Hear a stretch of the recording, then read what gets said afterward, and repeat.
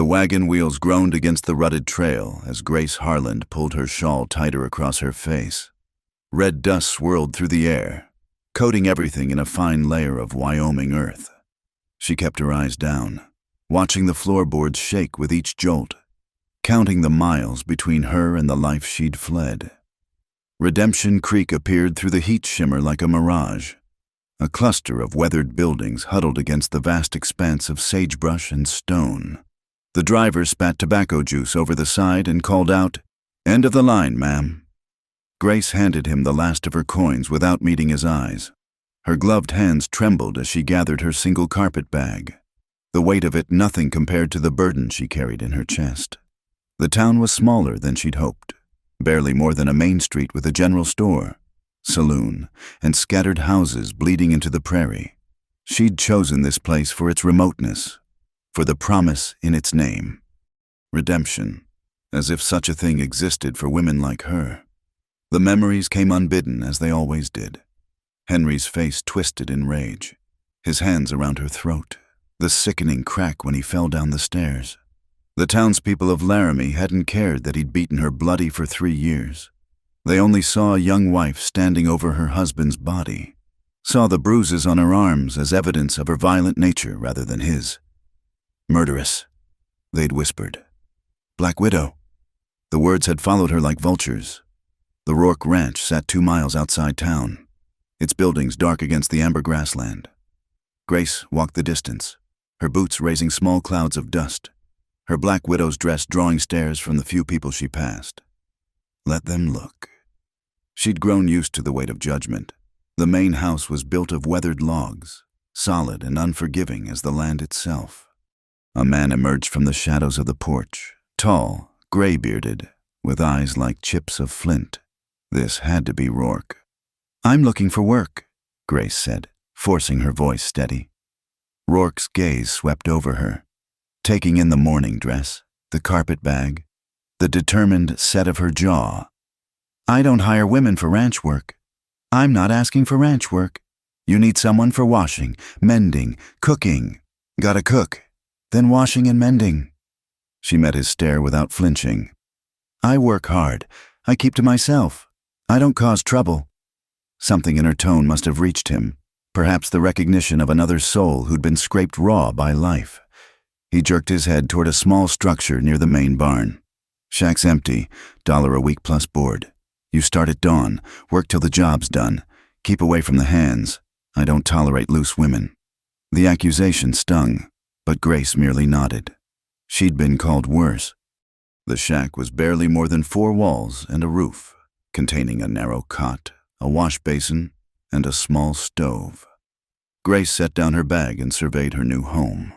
Through the single window, she could see the vast sweep of prairie stretching toward the mountains. The isolation felt like safety. She spent the afternoon scrubbing the floors and walls, making the space hers through sheer force of will. By evening, exhaustion weighted her limbs, but she welcomed it. Exhaustion meant dreamless sleep. The ranch hands ate in a long building adjacent to the main house. Grace took her meal, beans, biscuit, and bitter coffee, outside, sitting on the steps of her shack. The men's voices carried on the wind, rough laughter and crude jokes. She'd learned to make herself invisible around such men. As darkness fell, a different sound drifted across the yard, the plaintive notes of a banjo. The melody was slow, mournful, speaking of loneliness in a language that needed no words. Grace found herself listening, her hands stilled around her tin cup. When had she last heard music that wasn't meant to mock or demean? The next days fell into a rhythm. Rise before dawn. Haul water. Scrub clothes until her hands cracked and bled. Mend torn shirts and worn trousers. The work was hard but honest, and Grace threw herself into it with desperate gratitude. The other workers kept their distance, whether from Rourke's warning or their own instincts. She didn't know or care. It was the 4th day when she first noticed him properly. She was hanging sheets on the line, fighting against a wind that wanted to tear them from her hands, when a shadow fell across the ground. "Need help with that?" Grace turned to find a man standing a respectful distance away.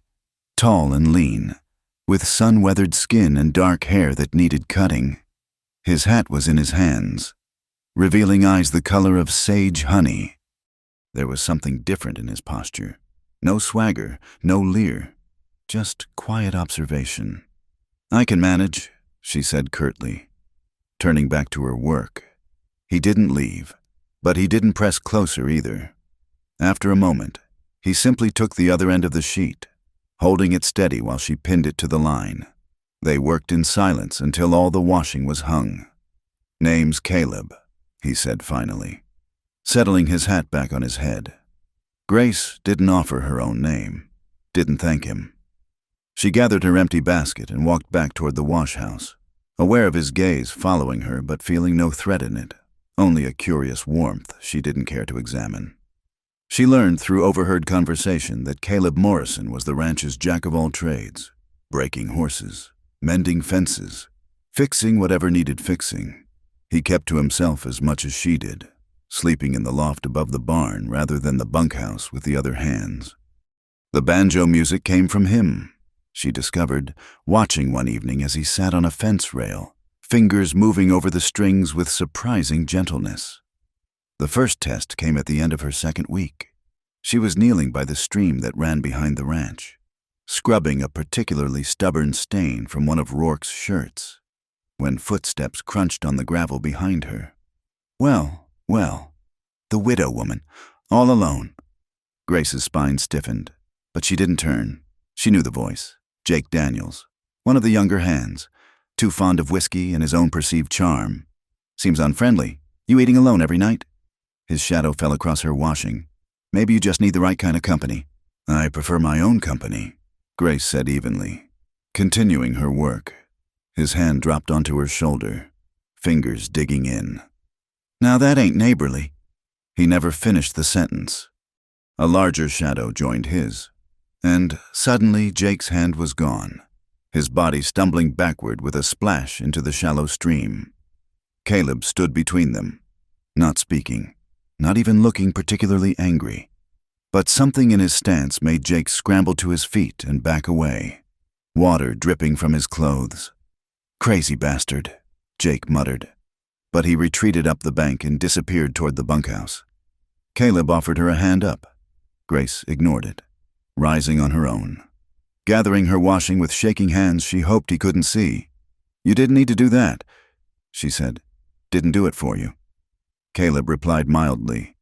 "Did it because Jake's an ass who needs regular reminding of his manners." Despite herself, Grace felt her lips twitch toward what might have been a smile. She smothered it quickly, nodding curtly before heading back to her shack. That night, the banjo music seemed different. Less mournful, more thoughtful, as if the player was working through some complex emotion in the only way he knew how. Grace lay on her narrow cot, listening to the notes drift through her window, and for the first time since Henry's death, she didn't dream of falling bodies and accusing eyes. She dreamed of sage honey and steady hands, and woke with tears on her cheeks for reasons she couldn't name. The autumn rains came early that year, turning the ranch yard into a maze of puddles and mud. Grace pulled her worn shawl tighter as she hurried between buildings, arms full of mended clothes. She'd grown accustomed to the rhythm of ranch life, to the way the men nodded respectfully and kept their distance, to the sound of Caleb's banjo in the evenings. She'd grown accustomed to Caleb himself, though she tried not to think about it. He had a way of appearing when she needed help without making her ask for it. A pile of split firewood would appear beside her door. The heavy wash tubs would already be filled when she arrived at dawn. Once, she'd found her broken door latch replaced with a new one, sturdy and well-oiled. She never thanked him. He never seemed to expect it. The storm hit on a Tuesday evening, rolling in from the mountains with a fury that shook the walls of her little shack. Lightning split the sky while thunder rattled the windows. Grace huddled near her small stove, trying to ignore how the cold seemed to seep through every crack and crevice. She'd been fighting a cough for days, dismissing it as nothing more than the dampness and hard work. But as the storm raged, chills racked her body, and her head swam with fever.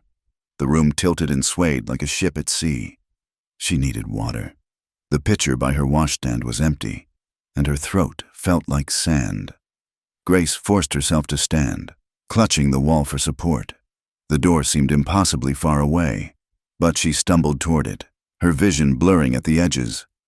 The cold rain hit her like a physical blow. She made it 3 steps before her knees buckled, the world spinning into darkness. She woke to warmth and the smell of wood smoke. Not her own stove.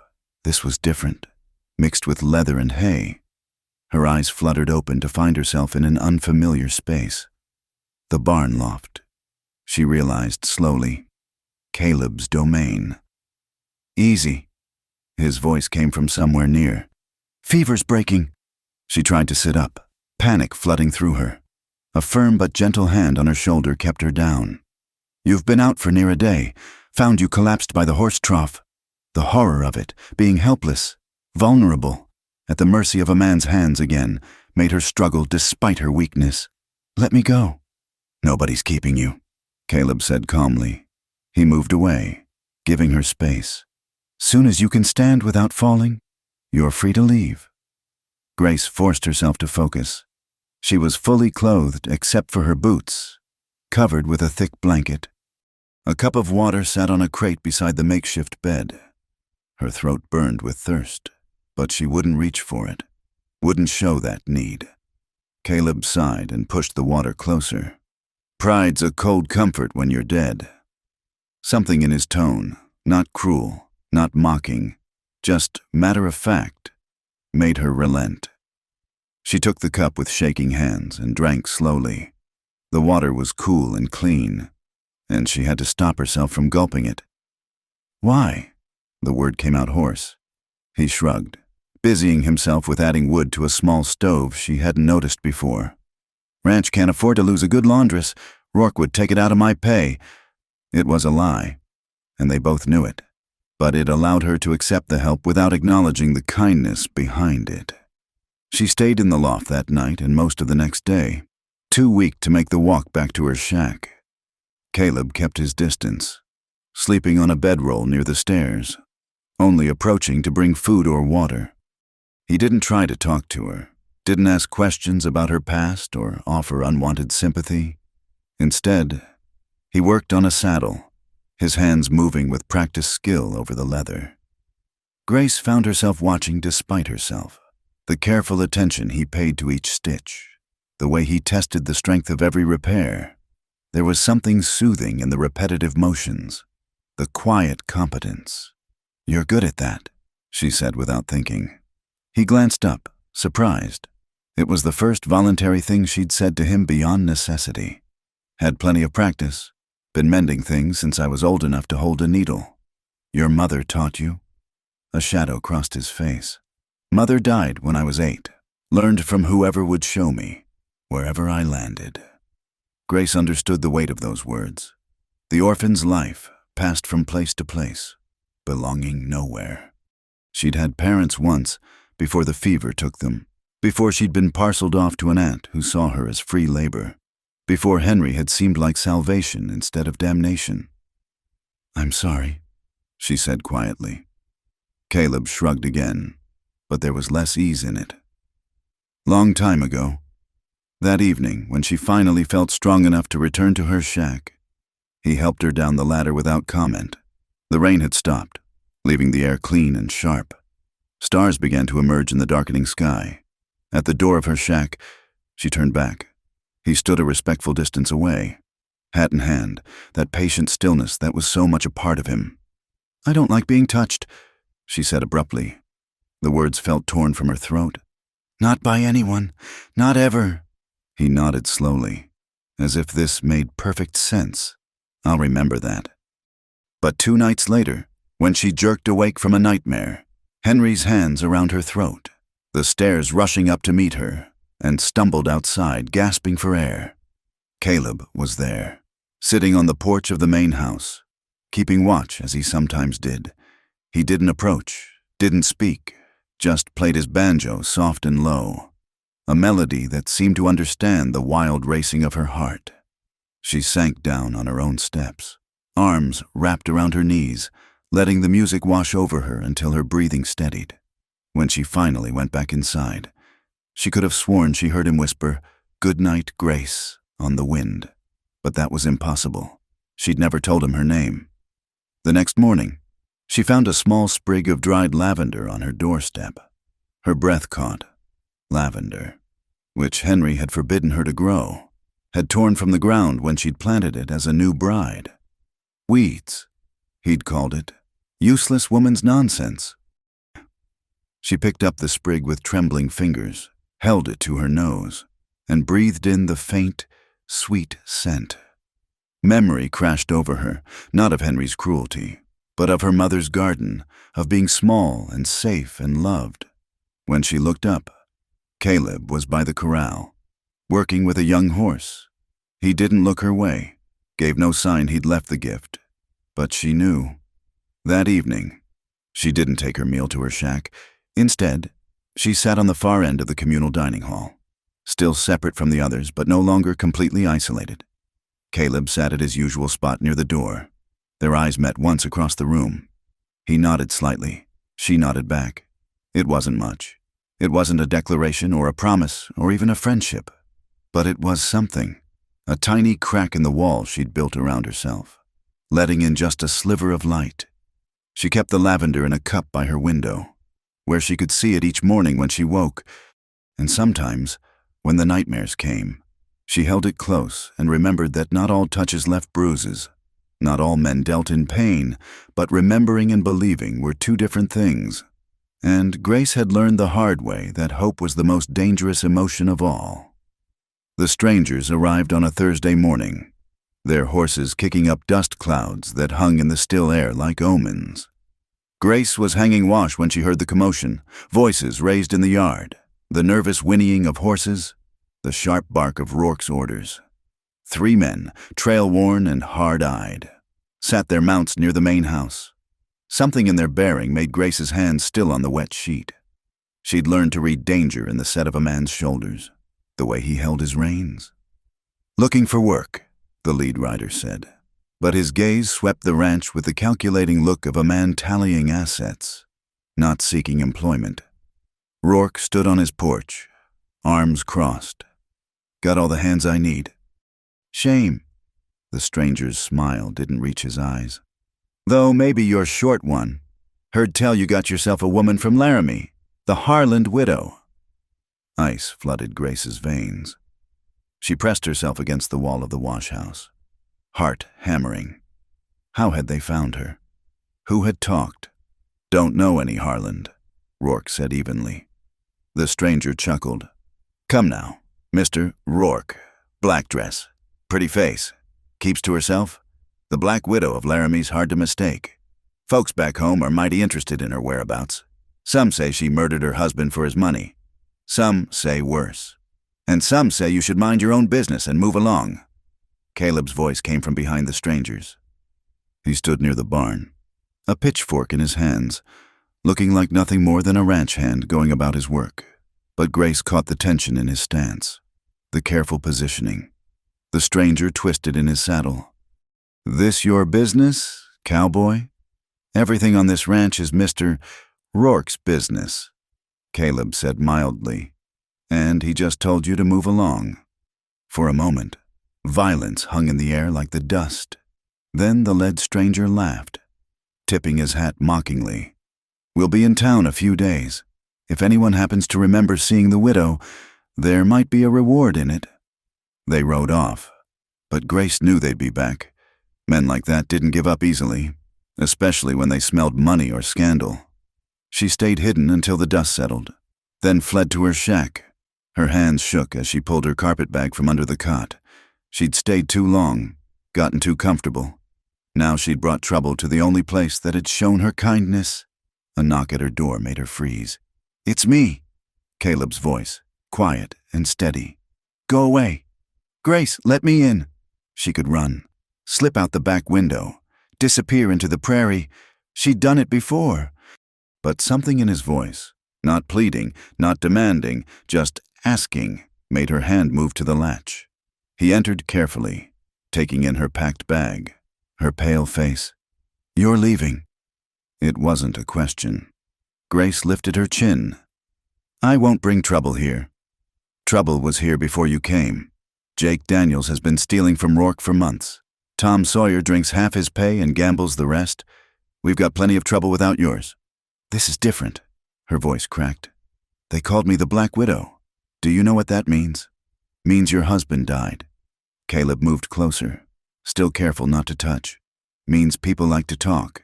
Means they think I killed him. The words burst out, sharp and bitter.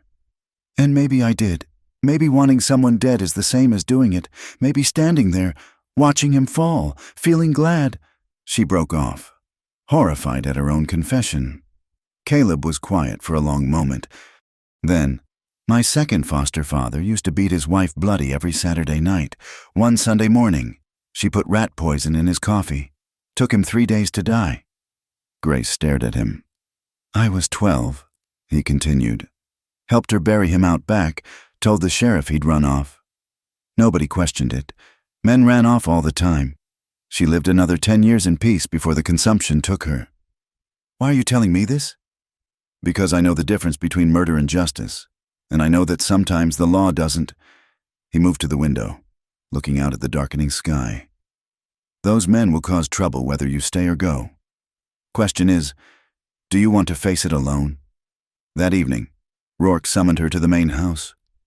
Grace had only been inside once before, when she'd first asked for work. It was sparse but clean, a widower's domain with no softening touches. Rourke sat behind a heavy desk, his face unreadable. Sit. Grace perched on the edge of the chair, back straight. I don't like liars, he began bluntly. But I also don't like folks who can't mind their own business. You've done good work here, kept your head down, caused no problems. He pulled out a bottle of whiskey and 2 glasses, pouring a measure in each. Grace didn't touch hers. I've got no love for lawmen or bounty hunters, he continued. Lost my own son to a judge who called self-defense murder because the other man was white and my boy was half Mexican. Grace's breath caught. She'd never heard Rourke speak of family. So here's my offer. You stay, you work, you keep being no trouble. Those men come back, they'll find nothing but a bunch of ranch hands who never heard of any Harland widow.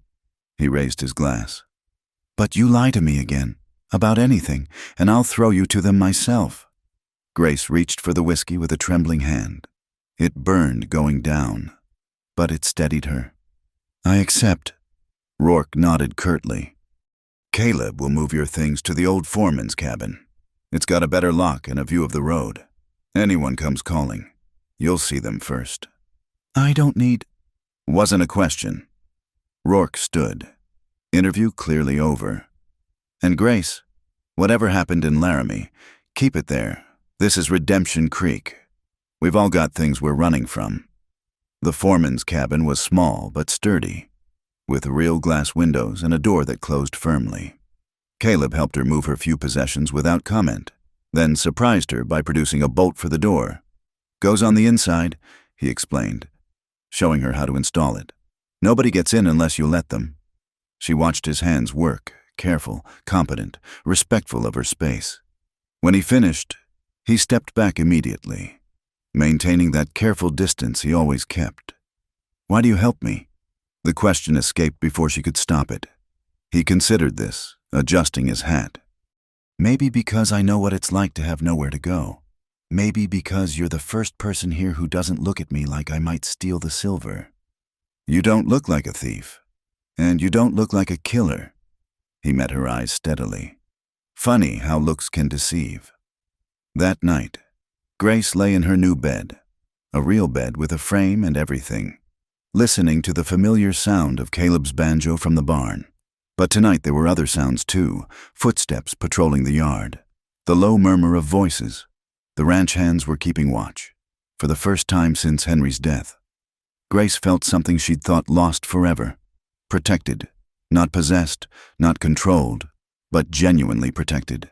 The feeling was so foreign she didn't trust it, but she held it close anyway, like the dried lavender that now sat in a cup on her new windowsill. The strangers would be back. The past always circled around like buzzards, but tonight, she wasn't alone with it. Tonight, she had sturdy walls, a strong lock, and the inexplicable loyalty of people who asked nothing from her but honest work. It wasn't redemption. Not yet. But it was a start. The first snow came early, dusting the mountains like sugar on burnt bread. Grace woke to find the world transformed, pristine and silent. For a moment, she forgot to be afraid. "Get your warmest clothes," Caleb said when she emerged from her cabin. "We're going up the mountain." She stiffened. "I have work. Rourke's orders. Says the storm coming tonight will trap us for days. Need supplies from the old Mitchell place up the ridge." He gestured to a packed mule. "Unless you'd rather stay here alone when those men come back sniffing around." The strangers had returned twice in the past week, asking questions in town, watching the ranch from a distance. Each time, the hands closed ranks, and each time, Grace felt the noose tightening. She fetched her coat and gloves, saying nothing when Caleb helped her mount a gentle mare. They rode in silence, the only sounds the crunch of hooves on frost and the mule's occasional complaint.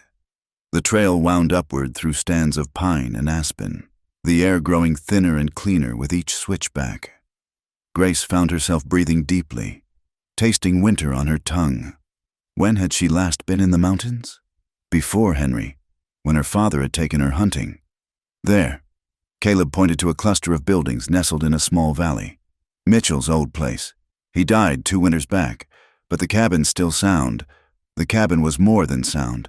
It was beautiful in its simplicity, built of fitted logs with a stone chimney. It seemed to grow from the mountain itself. Inside, furniture covered in dust sheets waited patiently for occupants who would never return. Rourke bought it from Mitchell's widow, Caleb explained, pulling sheets off chairs and tables. Keeps meaning to fix it up but never gets around to it. They worked together, hauling in firewood, checking the stores in the root cellar, making the space livable. The domesticity of it should have frightened Grace, should have reminded her of another house, another man. But Caleb moved through the space without claiming it, and she found herself relaxing by degrees. As the sun began to sink behind the peaks, the promised storm rolled in. Wind rattled the windows while snow fell in thick curtains, erasing the world beyond the walls. "Looks like we're stuck," Caleb said, adding another log to the fire. "Hope that's not a problem?" Grace watched the flames dance. "Should I be afraid? Of me?" He seemed genuinely startled. "No, Grace, never of me." She believed him. That was the strangest part. She actually believed him. They prepared a simple meal from the supplies they'd brought: beans, salt pork, biscuits. Grace found herself talking as they ate, words flowing like water through a broken dam.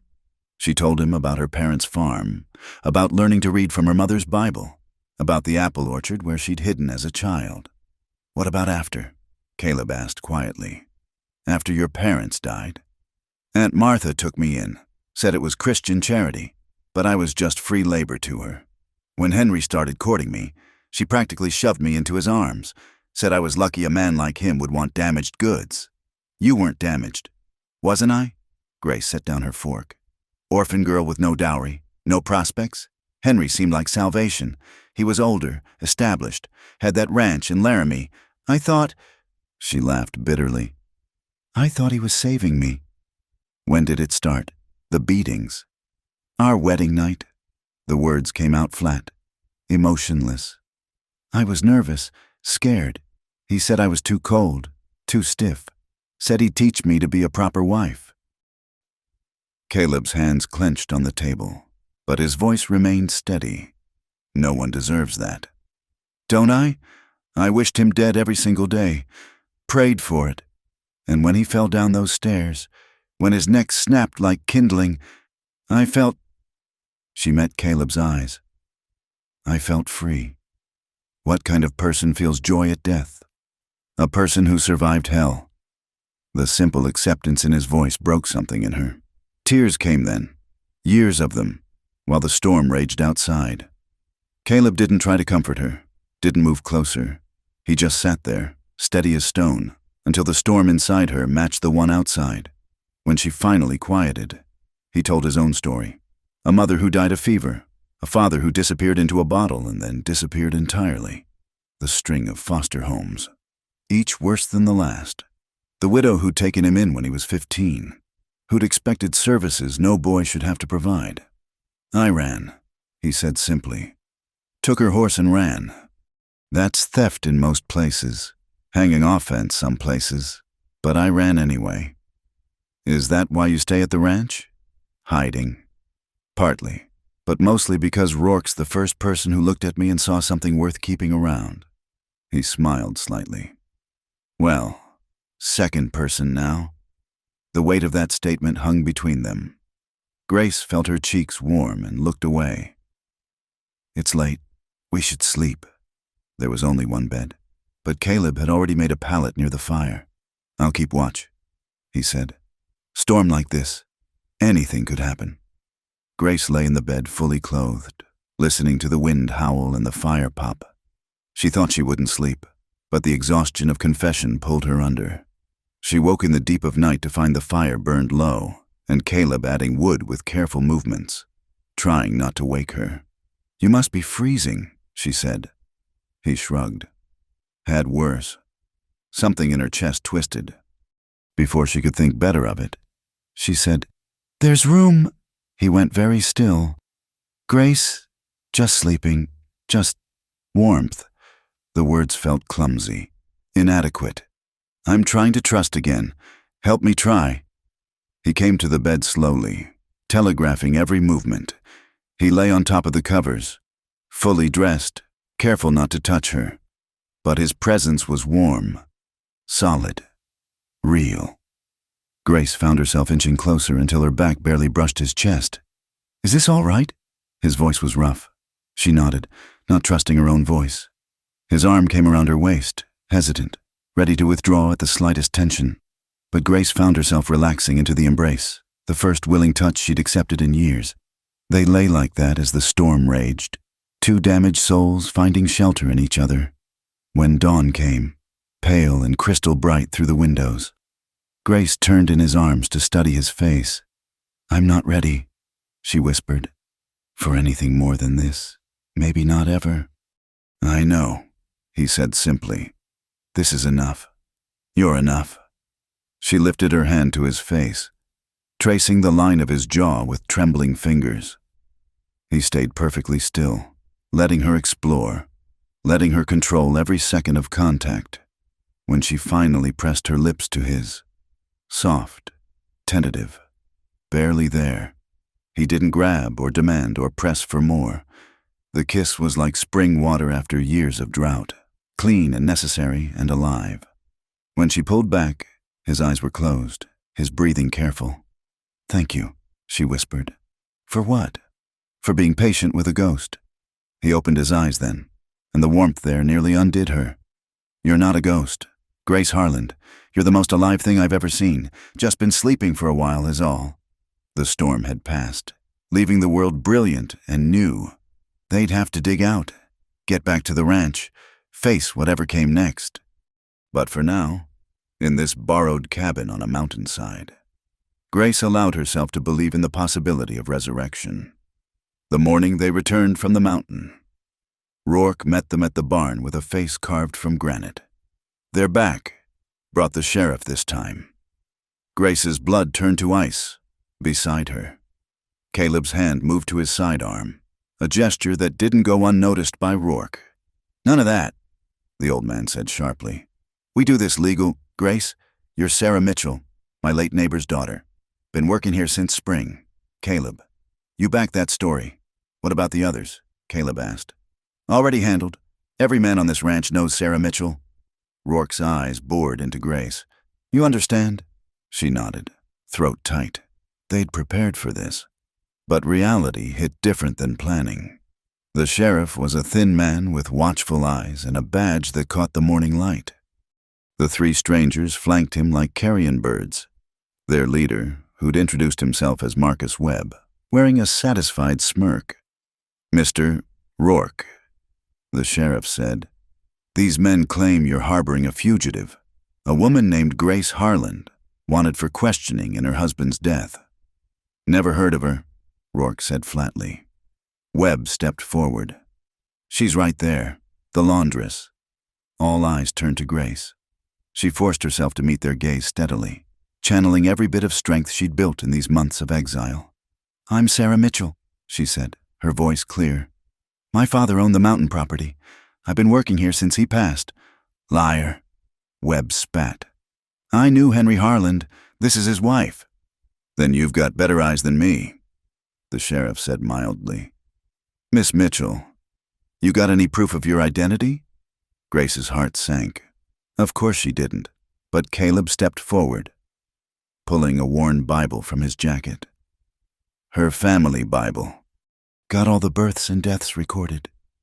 Grace took it with trembling hands, recognizing it as Caleb's own, the one thing he'd kept from his mother.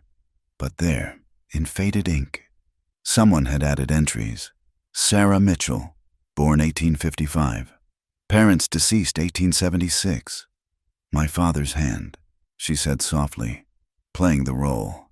He was always particular about records. The sheriff examined it, then handed it back. "Seems in order." "She's lying." Webb's face flushed red. "I know Grace Harland. This is her." "You know a woman in a black dress," the sheriff said. "Lots of widows in Wyoming. Mr. Webb, unless you got something more substantial." That's when Webb pulled out the photograph. Grace's wedding portrait, her young face frozen in false happiness beside Henry's stern visage. "This is her. This is proof." The sheriff studied it, then looked at Grace. The resemblance was undeniable, even with the years of hardship etched on her face. She saw the recognition in his eyes, the weighing of options. "Interesting," was all he said. Then, louder, "Mr. Webb, where'd you say you were from?" "Laramie. We all are. Knew Henry well." "And what's your interest in finding his widow?" Webb hesitated just a fraction too long. "Justice. Man deserves justice." The sheriff pocketed the photograph. "And there wouldn't be any other reason? Say, the Harland Ranch that's sitting empty? The cattle rights worth a fortune? That's not... We're concerned citizens. Who rode 3 days to find a widow who may or may not exist?" The sheriff's voice hardened. "Mr. Rourke, this your employee?" "6 months now," Rourke confirmed. "Good worker. Quiet. No trouble." "That settles it then." The sheriff turned to Webb. "Unless you got a warrant or something more than an old photograph, I suggest you gentlemen move along. Redemption Creek's got no room for trouble." Webb's hand dropped to his gun. "You're making a mistake, Sheriff. That woman's a killer." The sound of multiple hammers cocking filled the air. Every ranch hand had appeared, rifles casual but ready. Caleb stood slightly in front of Grace, his stance deceptively relaxed. "Only mistake would be drawing that iron," the sheriff said calmly. "Now, I'm going to count to 10. He didn't need to." Webb and his men backed toward their horses, fury radiating from every line. "This isn't over," Webb snarled. "We'll be back with that warrant, and then we'll see who's protecting killers." They rode off in a cloud of dust and curses. The sheriff watched them go, then turned to Grace. "Sarah Mitchell," he said carefully. "You planning on staying in Redemption Creek?" "Yes, sir." "Good. Town could use more hard-working folk." He touched his hat. "Mr. Rourke, gentlemen." After he left, Grace's knees nearly buckled. Caleb's hand on her elbow steadied her, and she didn't pull away. "They'll be back," she said. "Let them come," Rourke growled. Webb showed his hand. "It was never about justice. It's about the money. Your husband have property? A ranch, good water rights, some mining claims." Grace laughed bitterly. "Henry never let me forget how much I owed him for rescuing me. Turns out I was quite the investment. And with you gone or hanged, it goes to his next of kin?" She nodded. "His cousin, Marcus Webb." That night, the ranch was tense as a drawn bowstring. Men took shifts on watch, and Grace found herself pacing her cabin like a caged animal. When a soft knock came, she nearly jumped out of her skin. "It's me," Caleb's voice. She let him in, noting the rifle in his hands. the grin set to his jaw. "You should leave," she said. "All of you. This is my fight. Our fight now." He set the rifle by the door. "Rourke sent me. Says we need to get ahead of this." "How?" "Telegraph office in town. We wire Laramie, get the real story about Henry's death, find out if there's actually a warrant or if Webb's bluffing." "And if there is?" Caleb was quiet for a moment. "Then we deal with it. But Grace, Sarah, you're not facing it alone." The fierce protectiveness in his voice undid her. She sank onto her bed, suddenly, exhausted. "I'm so tired of running, of being afraid." He knelt in front of her, still careful not to touch without permission. "Then stop running. Make your stand here. They'll destroy everything. Rourke's ranch, your life. My life was nothing before you came." The raw honesty in his voice stopped her cold. "Just existing, day to day. Now." He gestured helplessly. "Now I've got something worth fighting for." Grace studied his face. This man who'd shown her patience could exist without possession, strength without cruelty. Slowly, she reached out and touched his cheek. "I still dream about him," she whispered. "Still feel his hands some nights. I don't know if I'll ever be whole." "Don't need you to be whole. Just need you to be here." She leaned forward, resting her forehead against his. They stayed like that, sharing breath and space, while outside the wind howled warnings of storms to come. "All right," she said finally. "We make our stand." The next days blurred together, telegrams sent and received, legal documents gathered, stories coordinated. The truth, when it came, was both better and worse than expected. No formal warrant existed, but Webb had been spreading poison in Laramie, turning Grace into a Black Widow legend. The sheriff there was considering reopening the investigation based on Webb's claims. "We need a lawyer," Rourke decided. "A good one, and we need witnesses to your character. Sarah." It was strange, hearing her false name used so naturally. But Grace, no, Sarah, was beginning to understand that identity was more than a name. It was the life you built, the people who stood by you, the person you chose to become. The night before they expected Webb's return, this time with legal backing, Caleb came to her cabin with something wrapped in cloth. "What's this?" "Open it." Inside was a revolver, well-maintained and loaded. "Caleb, not saying you have to use it, but you should have the choice." He met her eyes steadily. "Whatever happens tomorrow, you deserve to have choices." She took the gun with hands that barely trembled. The weight of it felt different than fear. It felt like possibility. "Stay with me tonight?" The words came out before she could stop them. "Not for just stay." He nodded, understanding without explanation. They lay together fully clothed on her narrow bed, the gun on the nightstand, his arms around her like armor. Tomorrow would bring whatever it brought, but tonight she wasn't alone. And for the first time since a snowy night in Laramie when her world ended in the crack of breaking bone, Grace Harland, Sarah Mitchell, whoever she was becoming, felt like she might actually survive. The mountain cabin became their refuge, a world apart from the threats that circled below like wolves. They'd been there 3 weeks now, ever since Webb's legal maneuvers had made staying at the ranch too dangerous. Rourke had insisted, sending them off with supplies and a gruff, "Let the lawyers sort it out. Keep her safe, Caleb." Snow fell steadily outside, blanketing the world in pristine silence. Inside, they'd created their own rhythm, Caleb hunting and chopping wood, Grace keeping house and teaching him letters in the evening by firelight. It was a strange mimicry of marriage, intimate yet careful, like dancers who never quite touched. "Your hand's cramping," Grace observed, watching him struggle with the pencil. "Here." She moved behind him, her hand covering his to guide the movements. The contact, once unthinkable, now felt natural, necessary even. She'd learned his hands by now, the calluses from rope work, the scar across his left palm, the way they could be so gentle despite their strength. "Better," she murmured as the letters formed more clearly. "You're a quick study. Good teacher. His voice was warm. Never thought I'd learn. Always figured reading was for other folks. Everyone deserves words, Grace said firmly. They're freedom. No one can take away what's in your head. He twisted to look at her, something deep and wondering in his eyes. That why you kept reading, even when it was dangerous? She knew he meant Henry, who'd burned her books when he caught her with them. Especially then. Words were my rebellion. They'd shared so much in these weeks, stories and silences, fears and tentative hopes. The physical boundaries between them had slowly eroded, not through passion but through simple proximity. She'd wake to find herself curled against his warmth. He'd absently tuck her hair back while she cooked, small touches that rebuilt her understanding of what hands could do.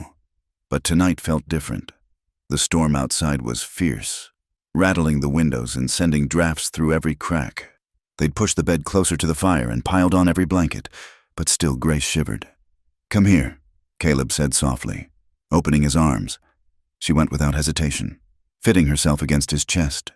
His hands rubbed warmth into her back, and she felt the tension she always carried begin to ease. Better. She pressed closer, breathing him in. Wood smoke and leather and something uniquely Caleb. You're like a furnace. Good for something then. She pulled back to see his face. You're good for everything. The words hung between them, heavy with meaning. Grace saw his pupils dilate, felt his breath catch, but still he didn't move. Didn't take. He waited, always waited, for her to choose. She chose. The kiss was different from their others, deeper, hungrier. Her hands found their way under his shirt, exploring the plains of muscle, the ridge of scars from old wounds. He made a sound low in his throat but kept his own hands carefully still on her waist. You can touch me, she whispered against his mouth. I want you to... Grace, Sarah, she corrected, and somehow using the false name made her feel more real. I'm Sarah here. Sarah chooses this. His control cracked then, his hands sliding up to tangle in her hair, angling her head to deepen the kiss. But even in passion, he was careful. When her breath hitched, memory trying to intrude, he immediately gentled, pulling back to study her face. We stop whenever you say. I don't want to stop. The admission terrified and thrilled her. I want to feel something besides fear. They moved together to the bed, shedding layers slowly. Each new expanse of skin revealed required permission, received worship. Caleb traced her scars like he was reading scripture, his touch reverent and healing. When she tensed, he stopped. When she relaxed, he continued. So beautiful. He murmured against her shoulder. So brave. I'm not... The protest died as his lips found a particularly sensitive spot. Oh, he smiled against her skin. Yeah, for the first time in her life, Grace understood desire as something other than duty or violence. This was choice, was want, was the slow building of heat that had nothing to do with the fire crackling nearby. When they finally came together, it was with infinite care and barely restrained need. Look at me, Caleb whispered. Stay with me. She kept her eyes on his, anchoring herself in the present. This wasn't then, this was now. Was them, was the conscious decision to trust another human with her battered soul. When memories tried to intrude, Henry's rough hands, his cruel words, she focused on the differences. Caleb's eyes, warm amber instead of cold blue. His voice, murmuring endearments instead of criticisms. His hands, giving instead of taking. They moved together in the firelight, snow pattering against windows. The world reduced to this moment. When release came, Grace cried, not from pain or fear, but from the overwhelming realization that her body could feel joy again, that she could feel joy again. Afterward, they lay entwined, sweat cooling on their skin. Caleb pulled blankets over them, keeping her close. You all right? Grace considered the question seriously. Her body felt languid, almost liquid. Her mind, usually racing with worries and memories, was quiet. I think I am. I think I actually am. He pressed a kiss to her temple. Good. They dozed, woke, made love again. slower this time, learning each other's rhythms. Grace discovered she could ask for what she wanted. That desire wasn't shameful, that pleasure wasn't sin. Revolutionary thoughts for a woman raised to be silent and submissive. "I love you," she said in the quiet hour before dawn. The words surprised her. She hadn't meant to say them, hadn't even known she felt them until they emerged. Caleb's arms tightened around her. "Been loving you since you told Jake Daniels to go to hell with just your eyes." She laughed, actually laughed, the sound rusty from disuse. "That was months ago." "Yeah, you never said anything. You weren't ready to hear it. Still might not be." Grace turned in his arms to face him. "I murdered my husband." The words came out stark, needing to be said here, now, in this space they'd made sacred. Not directly, but I wanted him dead and I let him fall. I could have caught him, maybe, could have called for help sooner. I'm a killer. Caleb, you're a survivor," he corrected firmly. "And if choosing to live makes you a killer, then I'm guilty too. We all are, those of us who've had to claw our way out of hell."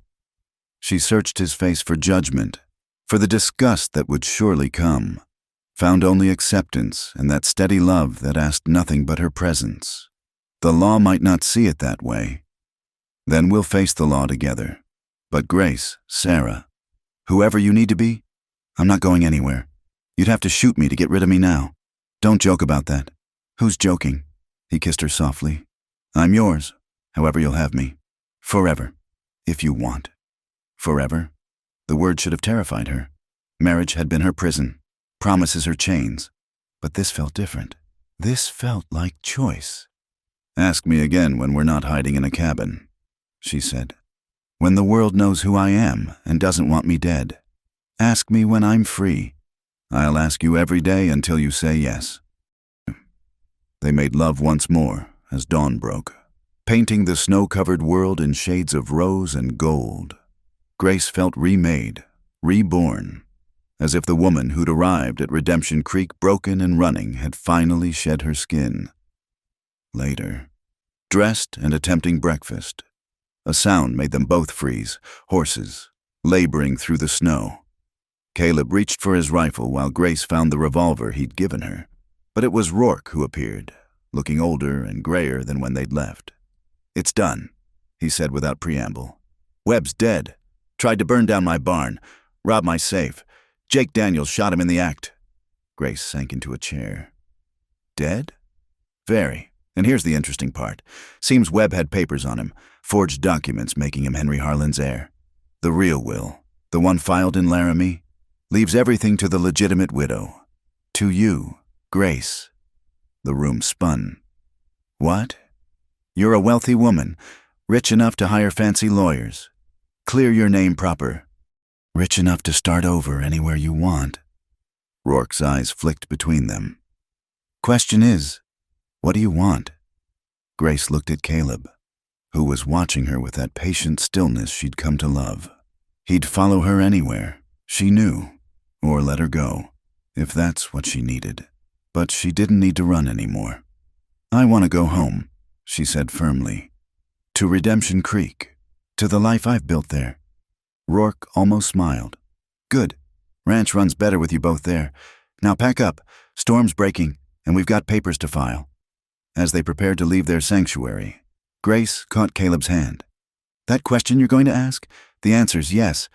When we get back, when everything's settled, yes. His smile was brighter than the morning sun on snow. Sarah Mitchell, you just made me the happiest man in Wyoming. Grace, she corrected. I think I can be Grace again. Grace Morrison has a nice sound, doesn't it? The best, he agreed, and kissed her there in the doorway of their cabin, with Rourke grumbling about young folks and the long ride ahead. She'd found redemption after all, not in forgetting the past, but in choosing her future. And as they rode down the mountain toward home, Grace felt the last of her chains fall away. The stranger arrived on a Tuesday, riding a black horse that matched his coat and disposition. Grace was tending the small garden she'd started behind their new home, a proper house that Caleb had built with his own hands on a corner of Rourke's land, when she heard the hoofbeats. Something in the rhythm made her look up, made her hand drift to the apron pocket where she kept a small derringer these days. Old habits died hard. "Mrs. Morrison?" The voice froze her blood. She knew it, though she'd only heard it once before. Years ago at her wedding. Thomas Harland, Henry's younger cousin. Not Marcus Webb's blunt greed, but something colder, more calculating. "Can I help you?" She kept her voice steady, her hand near the gun. Thomas dismounted with practiced ease. He was younger than Henry had been, perhaps 30, with the same pale eyes but a leaner build. "I believe you knew my cousin, my late cousin." Many people knew Henry Harland. Yes, but only one person married him, killed him, inherited his fortune. His smile was sharp as winter ice. "Though I hear you go by Morrison now." Grace straightened, squaring her shoulders. "I am Mrs. Morrison. Have been for 6 months, legal and proper. What do you want?" "Justice." He pulled a sheaf of papers from his coat. "New evidence has come to light about Henry's death. Seems there was a witness after all. A maid who saw you push him." The lie was so blatant it took her breath. There had been no maid. Henry had been too miserly to hire help, preferring to use his wife as unpaid labor. "Then produce her," Grace said calmly. "Let her tell her tale to a judge." "Oh, I intend to. But first, I thought we might discuss alternatives." Thomas stepped closer, and Grace caught the smell of expensive tobacco and something else.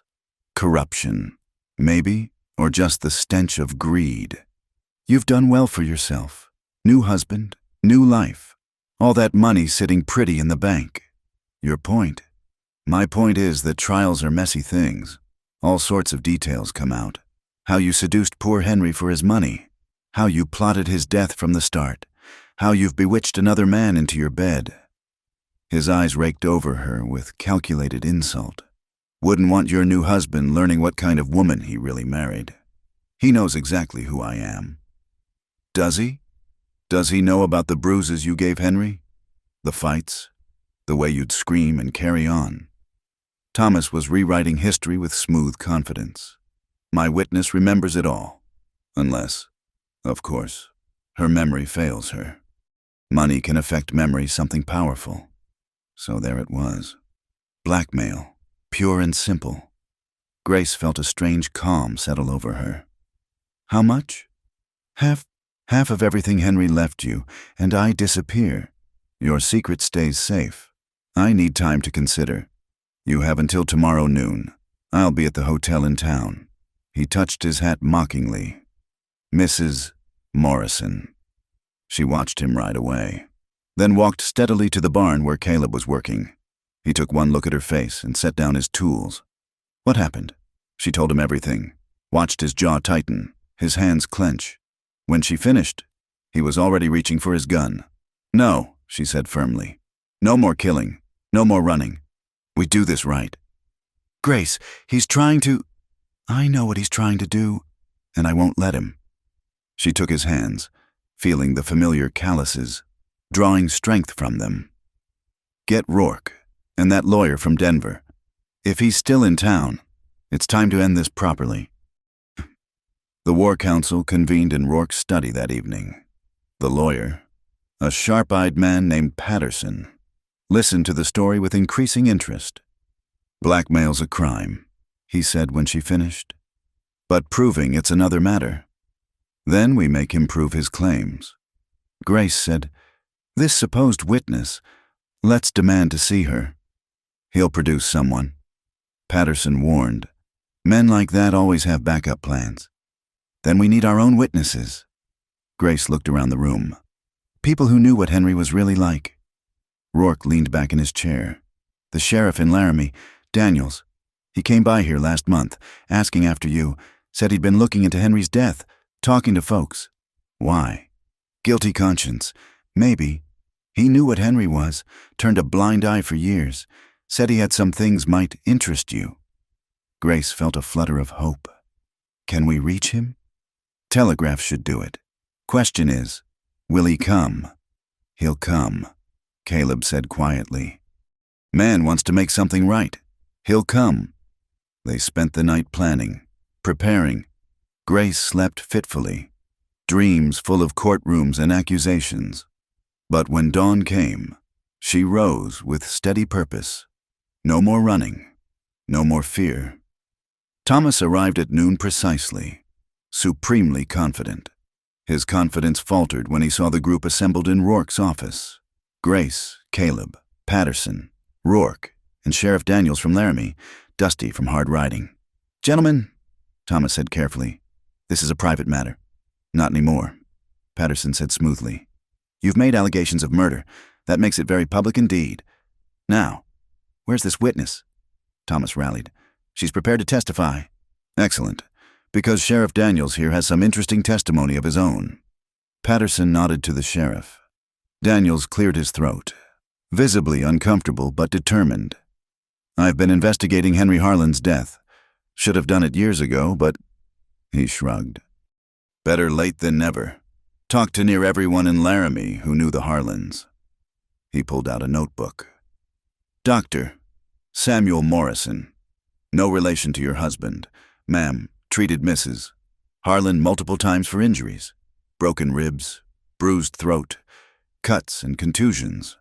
All consistent with beatings. All explained away as accidents. Proves nothing, Thomas said, but sweat beaded his forehead. Then there's Mrs. Ellen Parker, the minister's wife. Says she offered Mrs. Harlan sanctuary multiple times. Says Henry threatened to kill them both if she interfered again. Gossip and hearsay. And Jacob Winters, who worked at the bank, has records of Henry withdrawing large sums after each accident. Seems he liked to buy his wife's silence with trinkets after he beat her. The sheriff continued, each piece of evidence building a picture of Grace's life with Henry that made even hardened men shift uncomfortably. Through it all, Grace sat straight-backed, refusing to show how the memories clawed at her. None of this changes the fact that she killed him, Thomas said desperately. Did I? Grace spoke for the first time. Your witness saw me push Henry. Where was I standing? Where was he? What time did it happen? What was I wearing? Thomas faltered. The details, because I can tell you exactly. Grace stood, addressing the room but keeping her eyes on Thomas. Henry came home drunk at 10:15. I was in my nightdress, darning his socks by the fire. He didn't like the soup I'd kept warm. He threw it at me, then grabbed me by the throat. Her hand went unconsciously to her neck. I broke free, ran for the stairs. He followed. At the top landing, he grabbed my hair, spun me around, raised his fist. And then... She paused, meeting Thomas's eyes directly. Then he stepped back. The carpet was worn there. I'd asked him to fix it for months. His boot caught, and he fell backward down the stairs. I stood there, watching him fall, and I felt nothing, not joy, not sorrow, just empty. So you admit you let him die?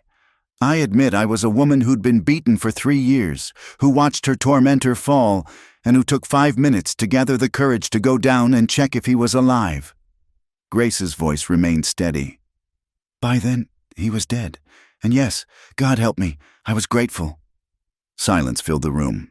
Then Sheriff Daniels spoke. That's not murder in any court I know. That's survival. Patterson stood. Mr. Harlan, you have 2 choices. Withdraw your allegations and leave town, or I file charges of blackmail and extortion. Your call. Thomas looked around the room. Seeing no sympathy in any face, his shoulders slumped. This isn't over. Yes, it is, Grace said firmly. Henry's dead, Marcus Webb is dead, and you're leaving. The Harlan curse ends here. After Thomas fled, the others dispersed, leaving Grace and Caleb alone. She sagged against him, suddenly exhausted. You were magnificent, he murmured into her hair. I was terrified. Couldn't tell. You faced him down like a queen. She pulled back to look at him. It's done. It's really done. Yeah. He cupped her face gently. Question is, what now? You're free. Grace, truly free. You could go anywhere, do anything. I could. She smiled, the expression feeling light and easy on her face. But why would I leave? I have a home, a husband who loves me, work that matters. I have a life here. Even though everyone knows now about Henry, about what happened. Especially because they know no more secrets, no more shame. She kissed him softly. Just Grace and Caleb Morrison, living their lives in peace. That evening, they sat on their porch watching the sunset paint the mountains gold.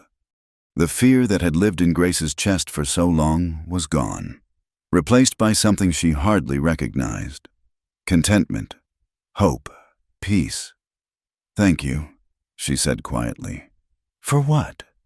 For seeing me, the real me, underneath all the broken parts. Caleb took her hand, threading their fingers together. Nothing about you was ever broken. Grace, bent, maybe, hurt, definitely, but never broken. You're the strongest person I know. She leaned into him, feeling the solid warmth of him, the steady beat of his heart. Tomorrow would bring new challenges, new joys, new sorrows. But tonight, she was just a woman sitting with her husband, watching the day end in glory. The past was done. The future stretched ahead, bright with promise. And Grace Morrison, survivor, wife, free woman, was finally ready to meet it. Summer arrived in a blaze of wildflowers, painting the valley in purple lupine and golden blanket flowers. Grace stood in her garden, hands deep in the rich soil, coaxing life from seeds. The simple act of growing things still felt like a miracle, creating instead of surviving, nurturing instead of enduring. Mrs. Morrison? She looked up to find young Emma Patterson, the lawyer's daughter, standing at the garden gate. At 17, Emma had her father's sharp intelligence but a softer heart.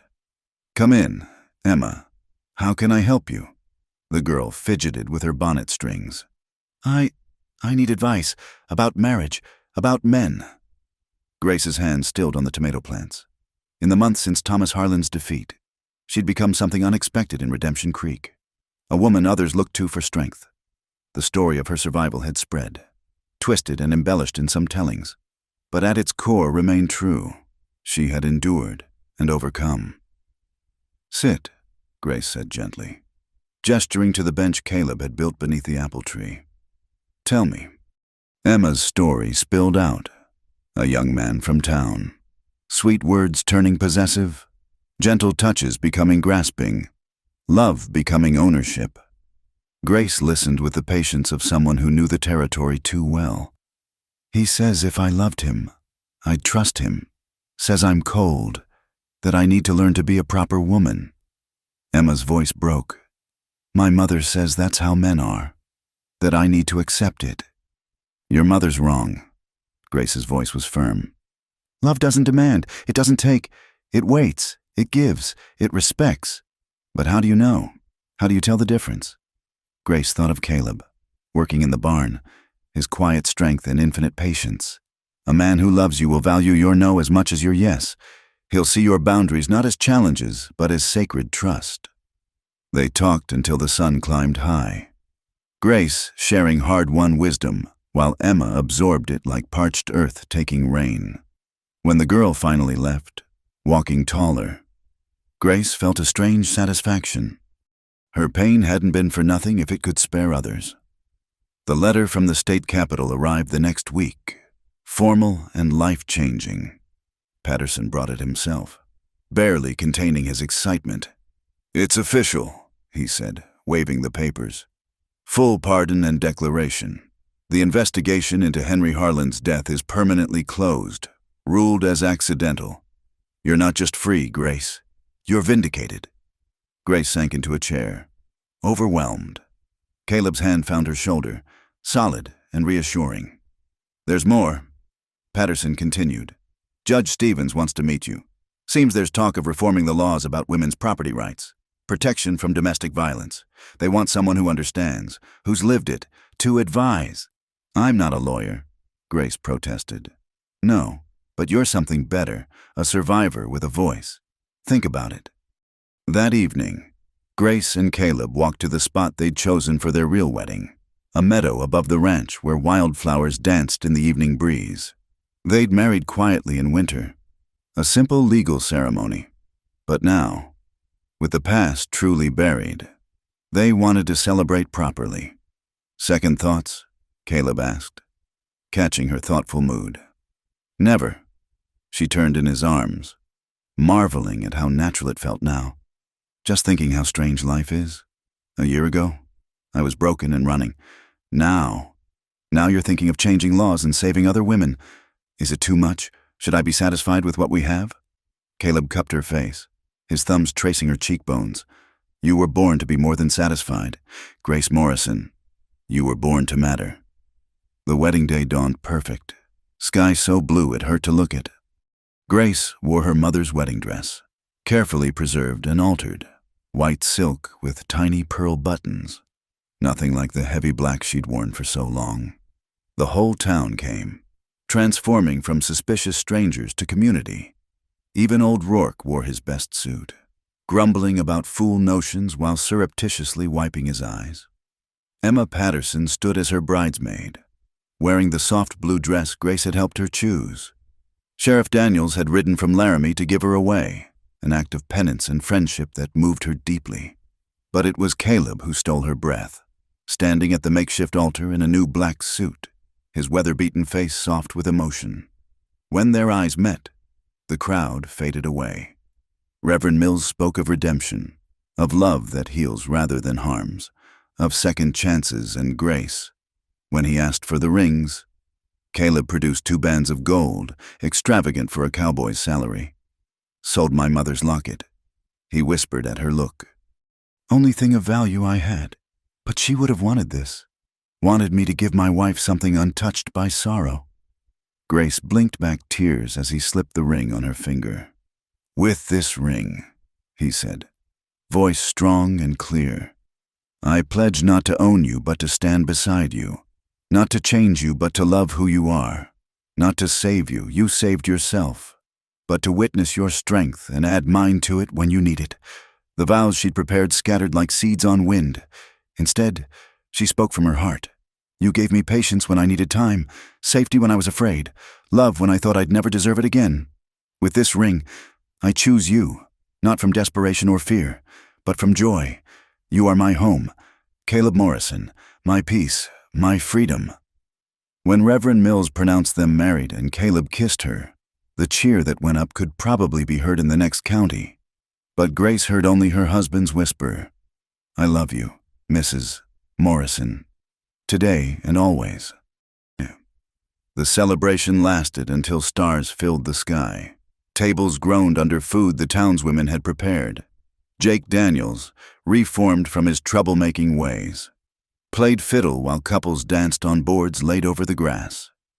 Grace danced with Caleb, with Rourke, with Patterson, even with Sheriff Daniels. But when the evening grew late, she found herself back in Caleb's arms, swaying to a slower tune. "No regrets?" he asked. "One," she admitted. When he tensed, she continued, "I wish we'd met differently. Wish I could have come to you whole, without all the broken pieces." "Then you wouldn't be you," he said simply. "And I love you, not despite the broken pieces, but including them. They're part of your story, part of what made you strong enough to rebuild." She rested her head against his chest, listening to his heartbeat. Around them, their community celebrated. In the distance, their little house waited, windows glowing with lamplight. "Mrs. Morrison?" a small voice interrupted. "Lucy Mills, the Reverend's youngest," tugged at Grace's skirt. "Ma says you help ladies who are sad. Is that true?" Grace knelt to the child's level. "Sometimes, yes." "Could you help my teacher? She's been sad since her husband went to heaven." Grace glanced at Caleb, who nodded. "I'll visit her tomorrow," she promised. As Lucy scampered off, Grace realized this was her life now. Not just surviving, but helping others survive. Not just healing, but teaching healing. The broken woman who'd arrived in Redemption Creek was gone, transformed into someone who could offer what she'd once desperately needed: hope. The party began to wind down. Grace and Caleb made their farewells, accepting good wishes and gentle teasing about the wedding night. But as they walked home hand in hand, Grace felt only peace. Their house welcomed them, familiar and beloved. Caleb swept her over the threshold, making her laugh. Inside, everything waited just as they'd left it, except for the table, where a package sat wrapped in brown paper. "What's this?" "Wedding gift," Caleb said, suddenly shy. "Open it." Inside was a book, leather-bound, pages fresh and cream-colored, completely blank. "Thought you might want to write things down," he explained. "Your story, or others' stories, or maybe just thoughts. You said words were freedom." Grace clutched the journal, overwhelmed. It was perfect, a future waiting to be written, pages clean of past pain. "Thank you." She set the book carefully aside and stepped into his arms. "Now, husband, I believe we have a wedding night to attend to." His grin was boyish and delighted. "Yes, ma'am, Mrs. Morrison." Later, wrapped in quilts and each other, Grace traced lazy patterns on Caleb's chest. The familiar act held only comfort now, only love. "I want to do it," she said quietly. "Go to the Capitol, help with those laws. Make sure other women have choices I didn't have." "I know." He pressed a kiss to her hair. "I'll be right beside you." It means time apart, travel, difficulty. "Grace, I'd follow you to hell itself. The state capitol's considerable easier." She laughed, the sound bright in the darkness. "How did I get so lucky?" "Luck had nothing to do with it. You fought for this, earned it with blood and courage. I'm just the fool blessed enough to love you." They made love again, slow and sweet. A conversation without words. Afterward, Grace lay awake watching stars through the window. Somewhere in the distance, a coyote called to its mate. The sound no longer frightened her. She thought of Henry, buried in Laramie soil, and felt only distant pity. He'd tried to break her and failed. His legacy wasn't her scars, but her strength. She thought of the women she'd help, the laws she'd worked to change, the voices she'd helped find. The future stretched before her, bright with purpose. But mostly she thought of now, this man, this bed, this life built from ashes. Grace Morrison, survivor, wife, advocate, woman, finally, fully, free. She turned to tell Caleb she loved him, found him watching her with those steady amber eyes. "I know," he said before she could speak. "Me too."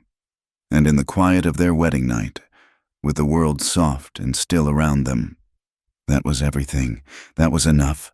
That was home. Thank you so much for joining us around the Wild West Campfire to hear Grace and Caleb's story of love, survival, and redemption. We'd love to know where you're listening from. Drop a comment below, and let's connect across the miles. If this tale of courage in the Old West touched your heart, please subscribe to Wild West Campfire for more authentic stories of love and life on the frontier. Share your thoughts about Grace's journey in the comments. Until next time, partners, keep riding toward the sunset and believing in second chances.